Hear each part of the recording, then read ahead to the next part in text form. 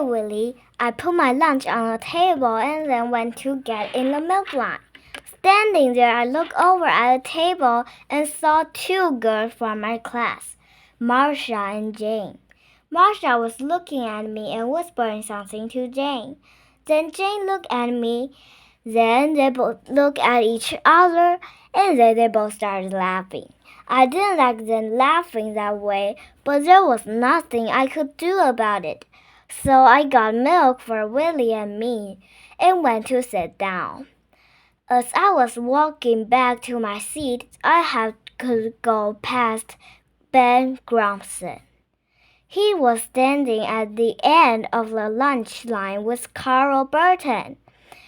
And when I went past Ben, he grinned at Carl and said, "Hey, look, it's Jake. He's a real trooper, you know, and sweet, too." Carl laughed even thought he's one of my friends. I don't blame him. I guess it was pretty funny. Except not to me. Not at the moment. I just gritted my teeth and we walked back to Willie's table. Willie nodded toward Ben and said, "What was that about?" "That?" I said. "Nothing much. I got hit out first in dodgeball 6 times and a roll in gym today. Then Mr. Collins made a big deal about it. So Ben was teasing me." Willie made a face. "How can you stay in Ben's class? He's such a jerk." "Yeah," I agreed. "He is." But then we started to talking about this computer game we wanted to get, so we could link up our computer at home and play against each other. So lunch was great because Willie is always fun to talk to, and because I didn't have to worry about getting whomped on the side of the head by a fat red ball. When our cookies were gone, I said, "Let's go." With me and Willie, that means it was time to play rock, paper, scissors. Because every day after lunch, we play 3 games of rock, paper, scissors to see who has to carry our garbage to the trash barrel. I won the first game, but Willie won the next 2. He smiled and said, "I have to take book back to the library, so maybe I'll see you after school." I started to clean up. Willie is not what you would call a neat eater. His orange peels were all over the place, and he had flipped some potato chips around when he popped the bag open. Plus, he had spilled some chocolate milk. So I was standing up, leaning across the table, wiping out milk with some napkins, when all of a sudden, right behind me, I heard a sound that scared the daylights out of every kid that's at this fresh elementary school. "You there!" My heart just about jumped out of my mouth, because only one person at my school had a voice like that, and that's Mrs. Carp, the principal. "Stop that! Put that stuff down and stand up straight!" Mrs. Carp was almost yelling, so the whole cafeteria got completely quiet. She has the kind voice that makes kindergartners cry. It's so loud that I think she could break windows if she really shouted. Mrs. Carp came over and stood right next to me. She looked around to make sure that everyone in the cafeteria was paying attention. And then, with her huge voice, said, "Every day our cafeteria helpers have to spend extra time after lunch cleaning up in here. Take a good look at this table." She pointed at the mess in front of me. 2 ribbon lunch bags, a squished chocolate milk carton, 3 bent straws, a lot of soggy napkins, and a pile of orange peels and potato chips. It was not a pretty picture. I looked frozen with fear.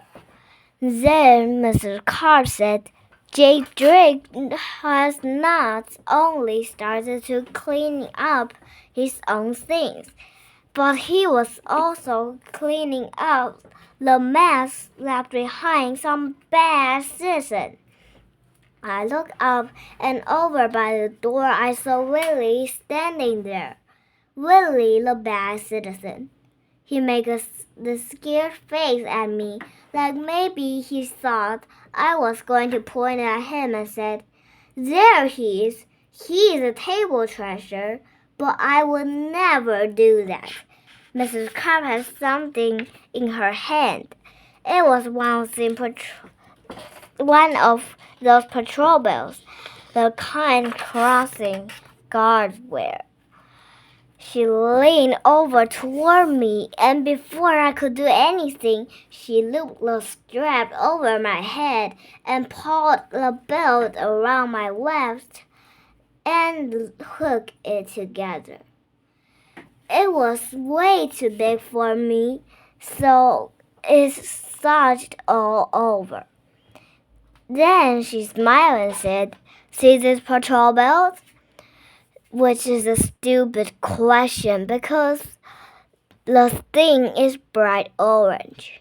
It's impossible not to see it. This week, we're all going to make a special effort to keep our lunchroom clean. Jake Drake is going to wear the belt during lunch for the rest of the week. That will help to remind all of us not to leave any trash on our tables. And I want everyone to give Jake a nice round of applause for being such a fine lunchroom citizen. Jake, you've set a good example for anyone.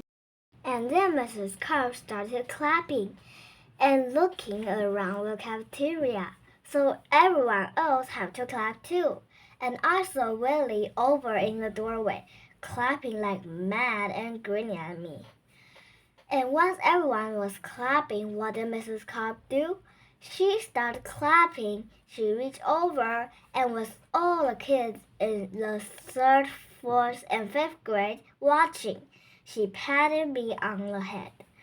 The clapping ended, and after she smiled at me once more, Mrs. Carp walked away. I finished cleaning up the lunch table and tried not to feel like everyone was looking at me, which is not easy when you wear a big, floppy orange patrol belt.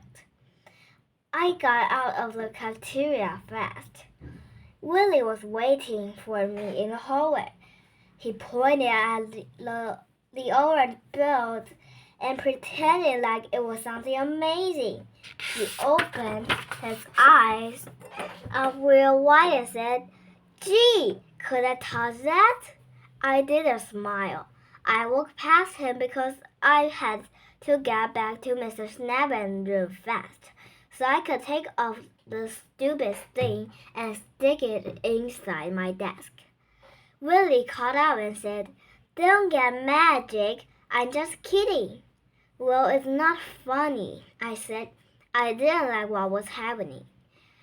When lunch period was over, all the kids in my class went back to our room, and we sat down and get our math workbook. Mrs. Snappin waited until all the kids got quiet and sat in their seats. Then she said, Before we start on math, I need someone to take this note down the office for me. Right away, about 6 kids put up their heads.